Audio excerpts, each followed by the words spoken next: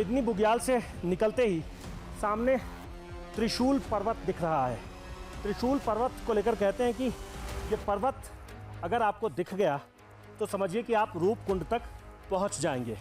इसकी दूसरी कहानी यह है कि भगवान शिव माता पार्वती के साथ अभी भी इस स्थान पर रहते हैं और कहते हैं कि कोई भी यात्रा जब इस पूरे इलाके में होती है तो वो त्रिशूल पर्वत की तलहटी में जाकर ही खत्म होती है।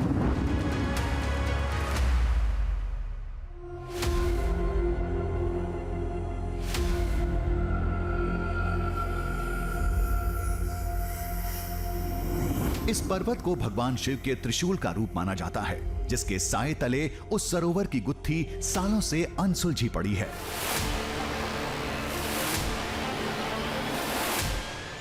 जैसे ही थोड़ा आगे बढ़े, हम सफर के एक अहम मोड़ पर खड़े थे।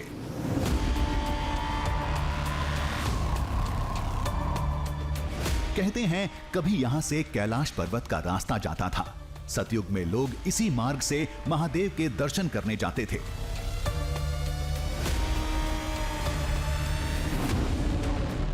भौगोलिक बदलाव की वजह से जो दुर्गम होता चला गया, अब केवल खाई और पहाड़ ही नजर आते हैं। जंगल के रास्ते को पार करते हुए अब हम पहुंच गए हैं डोलिया धार। डोलिया धार वो जगह है जिसके बारे में कहते हैं कि यहां से पहले कैलाश पर्वत के लिए रास्ता जाता था। हालांकि समय के साथ अब वो रास्ते नहीं दिखते हैं, लेकिन दावा तो ये भी किया जाता है कि भगवान शिव खुद भी कैलाश पर्वत जाने के लिए इन रास्तों को ही चुनते थे। रास्ते बदल गए, हालात बदल गए और मुश्किलें बढ़ गईं।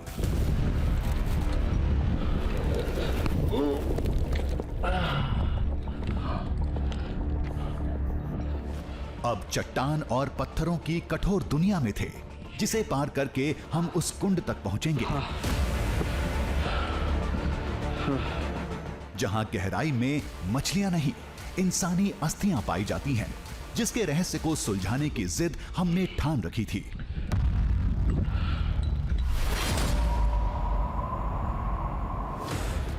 पहले जंगल, जंगल के बाद वो मैदानी इलाके जहाँ सिर्फ घास ही घास है, अब वो सब पीछे छूट गए। ये जो रास्ते हैं इसे चट्टानी रास्ते कहते हैं। चट्टान ऐसे ही टूट टूट कर गिर जाते हैं और इसी बीच से हमें निकलकर रूपकुंड तक पहुंचना है। यही रास्ता है। ओह, आराम से। हाँ। इन चट्टानों पर पैर रखने में थोड़ी परेशानी भी है और डर भी लगता है। डर इसलिए क्योंकि अंदाज़ा बिल्कुल भी नहीं कि ये पत्थर मेरे पैर रखने से हिलेगा या फिर नीचे की तरफ चला जाएगा। फिलहाल सामने जो पहाड़ है हमें उसे पार करना है। ओह,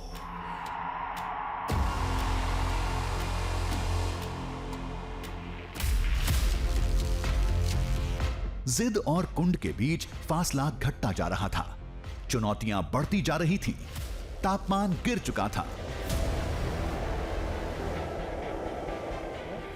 पथरीले रास्ते पैरों को जकड़ रहे थे। लेकिन दुनिया के सबसे रहस्यमयी सरोवर को देखने की उत्सुकता के आगे सभी मुश्किलें छोटी थीं। अब यही रास्ता है। बड़े बड़े चट्टान के छोटे छोटे टुकड़े और उन टुकड़ों के बीच से ऊपर की तरफ बढ़ना है। यहाँ रात के समय में तापमान नीचे की तरफ चला जाता है, जिससे मिट्टी में यहाँ बहुत ज़्यादा नमी आ जाती है। ऐसा लगता है कि ट्रैकिंग स्टिक भी जैसे ही कहीं रख रहे हैं, अगर वो किसी पत्थर के ऊपर नहीं पड़ा तो सीधे नीचे चली जाती है। और ऐसे रास्तों से हमें तकरीबन 3000 फीट, सामने जो आप चोटी देख रहे हैं 3000 फीट ऊपर है, वहाँ तक अभी पहुँचना है।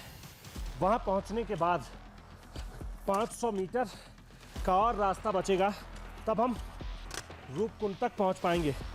फ़िलहाल यहाँ से जल्द निकलना होगा, क्योंकि यहाँ बहुत देर तक खड़ा होना बहुत मुश्किल काम है।